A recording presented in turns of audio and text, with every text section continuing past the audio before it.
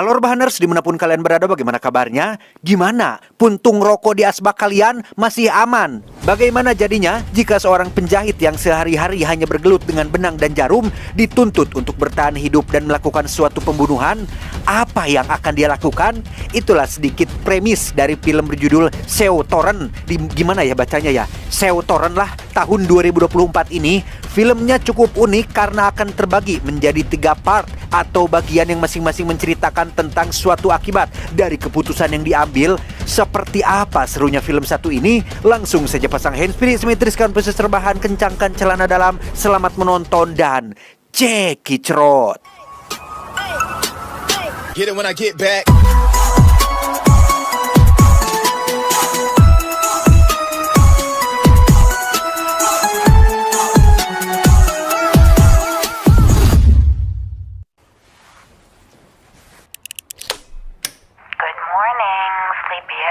Berlatar di sebuah desa kecil, kisah akan berfokus pada seorang penjahit bernama Barbara, seorang gadis muda yang hidup sebatang kara setelah sang ibunda meninggal dunia. Hari-harinya disibukkan dengan bekerja sebagai penjahit meneruskan toko jahit sang bunda yang kebetulan hari ini ada jadwal pergi ke rumah seorang pelanggan yang akan menikah setelah 5 tahun menjanda.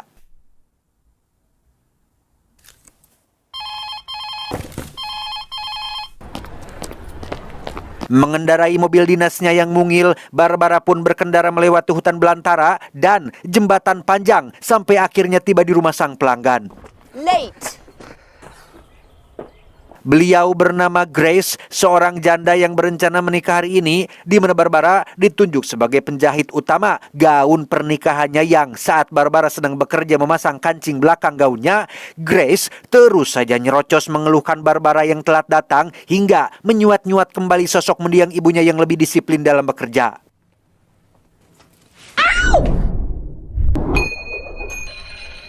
Dan ya, gara-gara Grace yang tidak daek ngejedog, kancingnya pun hampir terjatuh ke dalam lubang ventilasi. Di mana saat Barbara sedang akan mengambilnya, Grace lagi-lagi mencongor terkait Barbara yang tidak becus dalam bekerja, sehingga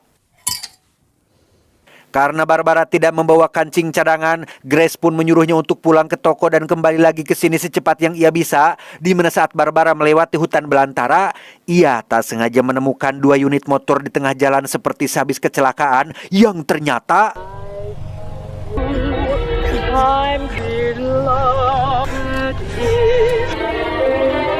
ya, terdapat beberapa bungkus narkoba dan 2 buah pistol yang berserakan. Juga ada 2 pengendara yang ternyata masih hidup dan sedang berjuang memperebutkan 1 buah koper yang isinya kemungkinan adalah uang. Sehingga disinilah Barbara dituntut untuk mengambil satu keputusan yang tepat yang akan menentukan hidupnya untuk kedepannya.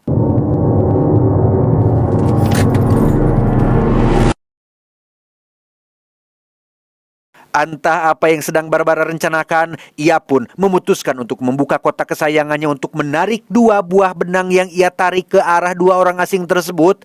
Karena masih cedera akibat kecelakaan, kedua orang asing itu pun hanya bisa terdiam kebingungan melihat Barbara yang sedang sibuk sendiri. Dan tebak apa yang sebenarnya sedang Barbara lakukan?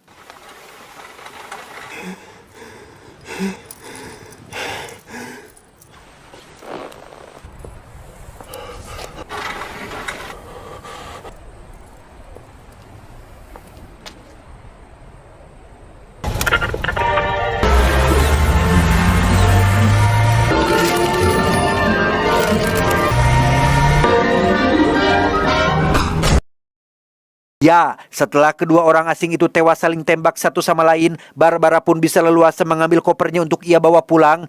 Dan sampai sini bisa disimpulkan bahwa Barbara adalah seorang gadis penjahit jenius yang punya IQ di atas rata-rata. Karena tak mungkin seorang gadis biasa bisa merancang dan memperhitungkan sesuatu dengan sangat akurat seperti tadi. Sampai ketika Barbara sudah agak jauh dari lokasi, ia baru teringat dengan benang yang masih terikat dan 1 jarum yang putus dari benangnya. Dengan cepat Barbara kembali ke lokasi untuk mengambil jarum miliknya karena jika tidak, maka itu akan bisa menjadi barang bukti yang mengarahkan polisi kepadanya. Setelah ketemu yang ternyata tertancap di tangan si pria berhelm, Barbara justru harus kehilangan lagi jarumnya akibat kepanikan, tepat saat si pria berhelm tadi masih hidup dan nyaris saja menembaknya dari belakang.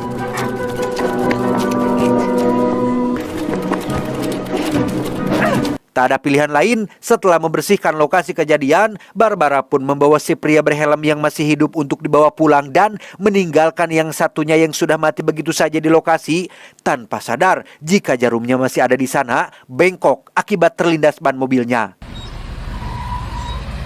Sesampainya di toko alias rumahnya, Barbara pun langsung menyeret si pria berhelm ke dalam untuk diikat menggunakan tali.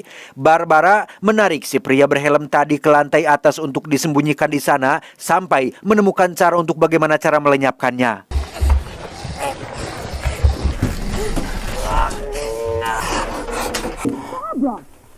Dan ya, di saat-saat krusial seperti ini, muncullah Grace si janda yang datang menyusul untuk menagih kancing gaunnya sehingga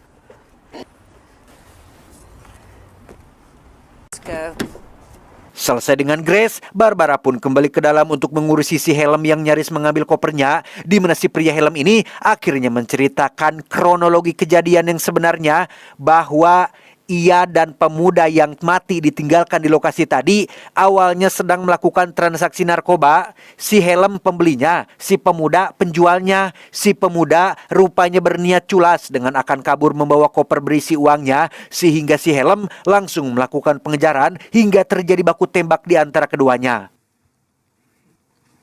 Si helm pun memperingatkan Barbara tentang keputusan yang sudah diambilnya yang malah ikut terlibat dalam masalah ini.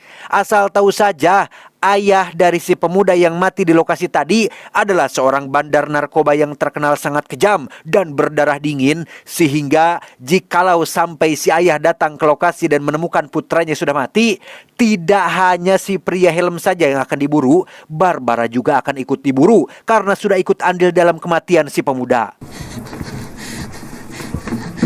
What is your next move? Barbara punya pilihan untuk kabur tapi tidak sanggup jika harus meninggalkan rumah peninggalan mendiang sang bunda, sehingga untuk menghadapi si bandar yang akan datang, Barbara kembali menggunakan otak jeniusnya untuk melakukan persiapan. Masih dengan hanya bermodalkan jarum dan benang, Barbara membuat sebuah rancangan jebakan dengan memanfaatkan si pria helm dan pistol yang ia ikat tergantung.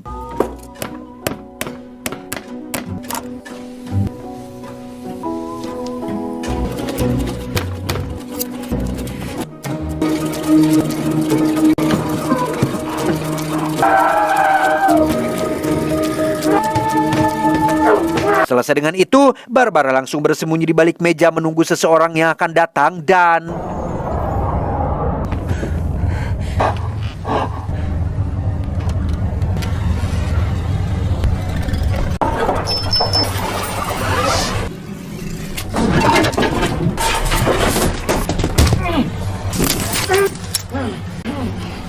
ya, rencana Barbara untuk membuat mereka berdua saling bunuh gagal setelah pistol milik si pria berhelm tidak ada pelurunya, sehingga ia dengan cepat melarikan diri ke hutan belakang rumah demi menghindari si bandar yang akan mengejarnya.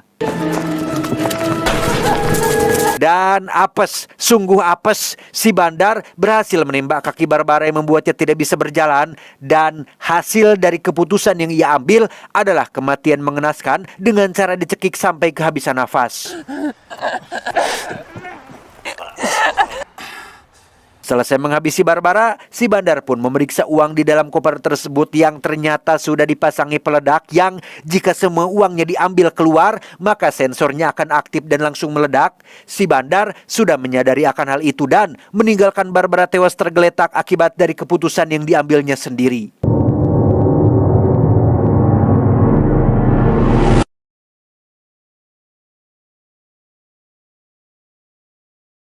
Dan waktu pun mundur ke belakang ketika pas si Barbara sedang masih berpikir tentang keputusan yang akan diambilnya.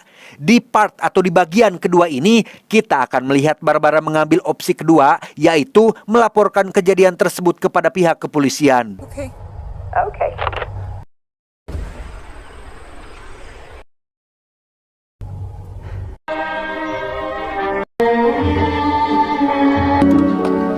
Tak lama, datanglah satu-satunya aparat yang ada di kota kecil ini, yaitu seorang ibu polisi yang usianya sudah sangat ujur. Setelah memeriksa TKP dan memastikan kedua tersangka masih hidup, si ibu polisi pun curiga dengan sesuatu yang sudah hilang, yaitu koper berisi uang yang ternyata sudah Barbara ambil dan disembunyikan di dalam bagasi belakang mobilnya.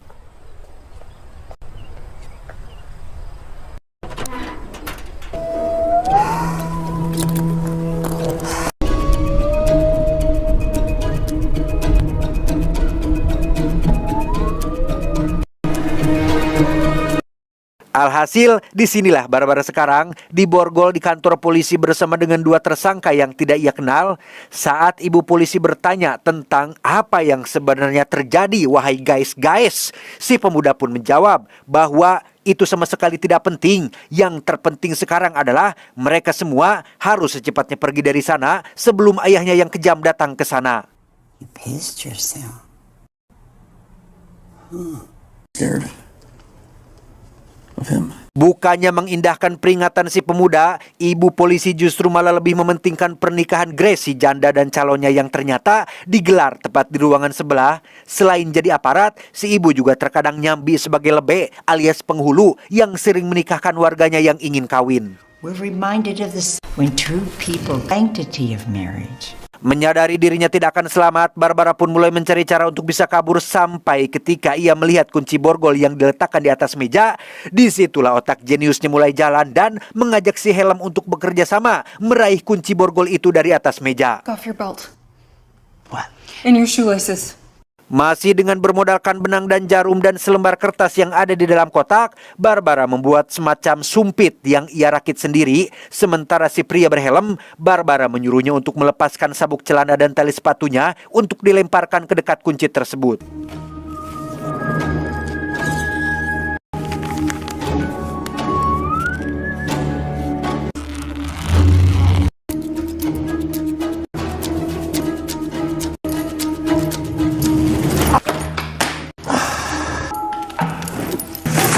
Okay, forward. It has to be higher. Setelah berkali-kali mencoba, si pria helm akhirnya berhasil melemparkan sabuknya ke dekat kunci. Kini giliran Barbara yang harus menyupitkan jarum tepat sasaran, yang ketika dia sudah berhasil, si pria helm hanya perlu menariknya untuk mendapatkan kunci borgol tersebut. Carefully, very gently.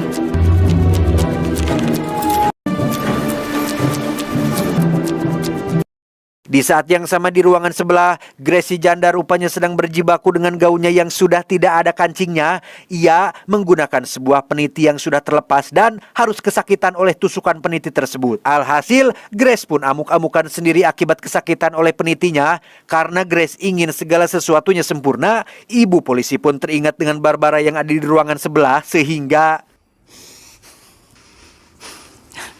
My dear.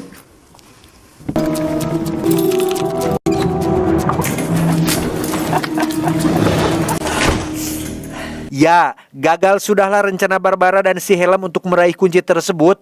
Barbara justru diminta untuk pergi ke ruangan sebelah memasang kancing untuk si Grace, yang setelah itu semua sudah selesai, Barbara pun dikembalikan ke tempat duduknya dengan kunci borgol yang kali ini diletakkan di atas gantungan baju. Masih dengan metode yang sama, tapi kali ini lebih sulit, si pria helm pun berhasil melemparkan sabuknya tepat sasaran. Dan kini giliran Barbara yang harus menyupitkan jarumnya ke lubang kunci tersebut dan...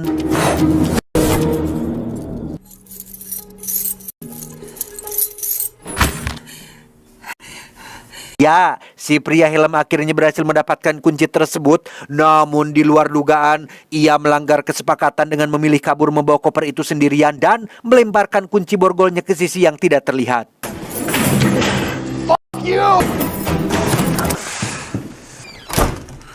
Tak pantang menyerah, Barbara pun punya rencana lain untuk kabur, yaitu menggunakan kabel kamera CCTV yang ada di dekatnya.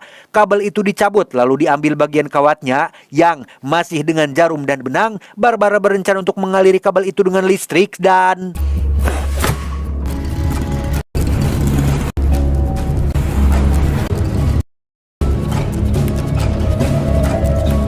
terlambat, si Bandar keburu datang dan menghabisi si ibu polisi yang telat nyabut pistol, di mana si Bandar langsung masuk ke ruangan sebelah dan menemukan putranya sedang terborgol.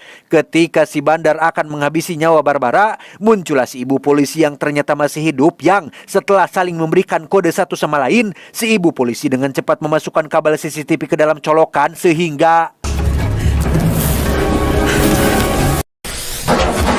nahas, Barbara pun tewas setelah terkena beberapa tembakan yang menjadikannya sebagai satu-satunya korban atau orang yang mati pada bagian kedua ini.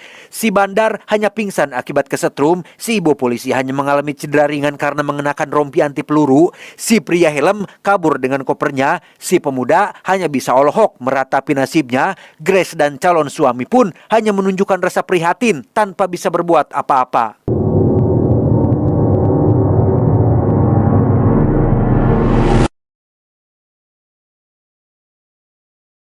Dan lagi, waktu berjalan mundur ke belakang tepat saat Barbara sedang bingung mengambil keputusan, yang mana pada part atau bagian ketiga ini, Barbara mengambil opsi lain, yaitu pergi tanpa ikut campur urusan orang lain. Namun sesampainya di depan rumah dan melihat kondisi toko yang entah bagaimana nasibnya ke depan, Barbara pun memutuskan untuk putar arah mengambil koper berisi uangnya dan akan melenyapkan kedua pria asing itu agar tidak ada saksi mata. Apes, Barbara justru malah menjadi saksi mata atas pembunuhan yang dilakukan oleh si Bandar alias ayah si pemuda terhadap si pria berhelm, di mana Barbara langsung tancap gas menuju sebuah restoran untuk mengamankan diri di tempat tersebut. Tak lama muncullah si ayah dan putranya yang datang menyusul. Dikira akan langsung membunuh, si ayah justru meminta bantuan Barbara untuk menjahit luka yang dialami oleh putranya di dalam toilet yang ada di restoran tersebut.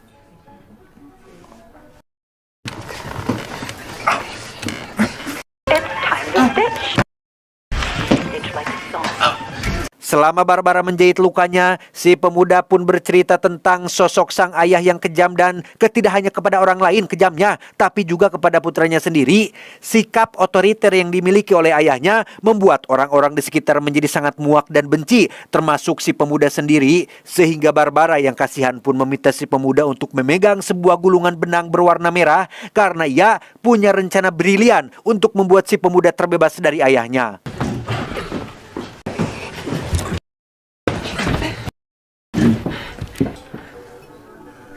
Entah apa yang sedang Barbara rencanakan kali ini, ia perlahan menarik benang merah yang ada di tangan si pemuda untuk dililitkan pada pistol yang terdapat pada tas si ayahnya, di mana selanjutnya Barbara mengeluarkan benang berwarna biru untuk ia tarik ke berbagai titik dengan cara memutar musik dan berjoget sebagai pengalih perhatiannya. Asik.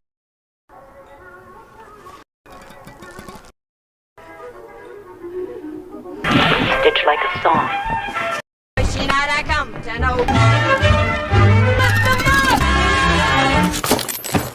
Selesai dengan itu, Barbara pun memberikan gulungan benang berwarna biru kepada si pemuda. Jadi sekarang si pemuda memegang dua gulungan di tangan kiri dan kanannya.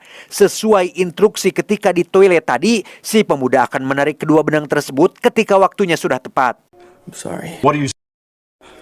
What are you so? Now it's your turn. Tak lama, datanglah Gracie janda yang datang menyusul untuk menagih kancing gaunnya, sehingga Barbara pun langsung ikut keluar untuk memasang kancing tersebut. Now is not a good time. Excuse me. Barbara is meeting me outside.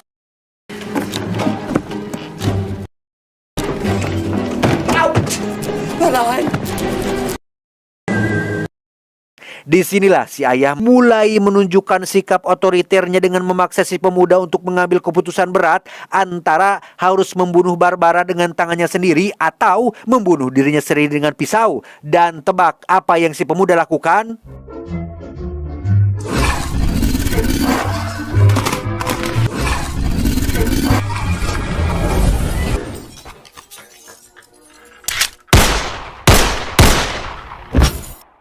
Ya, si ayah pun tewas oleh putranya sendiri berkat rancangan jenius yang dibuat oleh Barbara. Disinilah kita akan melihat sifat asli dari Barbara yang ternyata sangat serakah dan egois dengan mengambil koper itu untuk dirinya sendiri dan meninggalkan si pemuda di restoran tersebut sendirian.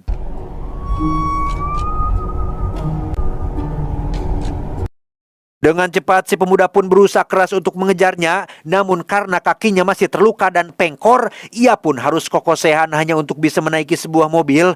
Di saat yang sama, Barbara terlihat sudah sampai di rumahnya yang tepat saat ia sedang mengambil satu persatu gepukan uang dari dalam koper tersebut. Tiba-tiba, ya, seperti yang kita semua tahu, koper itu dilengkapi dengan peledak yang ada alat sensornya. Fakta menarik lainnya adalah si pemuda mengejar bukan karena koper tersebut, melainkan ingin memperingatkan Barbara tentang peledak yang ada di dalamnya. Opsi ketiga yang Barbara ambil kembali membuatnya tewas secara mengenaskan, sehingga harus biji mana atuh aku teh?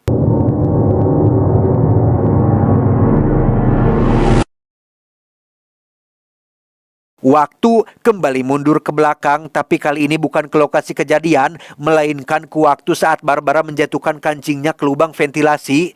Sadar bahwa mengikuti emosi sesaat hanya akan menjerumuskannya ke dalam masalah yang lebih besar, Barbara pun tidak jadi menjatuhkan kancing tersebut ke dalam ventilasi, sehingga ia tidak perlu pulang untuk mengambil kancing cadangannya yang secara otomatis ia tidak akan pernah bertemu dengan si helm dan si pemuda. Saat menemui persimpangan, Barbara pun dicegat oleh si bandar yang hanya ingin tanya jalan. Sempat deg-degan karena dikira akan dibunuh, si ayah alias si bandar ternyata hanya ingin memberikan 3 gepok uang sebagai imbalan tutup mulut atas jalan yang sudah Barbara tunjukkan barusan. Choices. Pada akhirnya, film ini mengajarkan kita semua tentang pentingnya mengambil suatu keputusan meskipun itu adalah keputusan yang kecil dan sederhana. Dampak yang akan ditimbulkan akan menentukan nasib kita selanjutnya. Apa yang Barbara alami dalam ketiga part tadi awalnya terjadi gara-gara Barbara yang mengikuti emosi sesaat setelah Gracie janda nyerocos mengenai kerjanya yang tidak becus, sehingga Barbara harus pulang ke rumah untuk mengambil kancing cadangannya. Dan tuh kan kebuktian sendiri kalau bersikap sabar dan tidak mengikuti emosi sesaat, Barbara justru malah mendapat untung, malah mendapat rezeki nomplok 3 gepok uang yang diberikan si bandar secara cuma-cuma tanpa Barbara harus ikut terlibat dalam masalah mereka.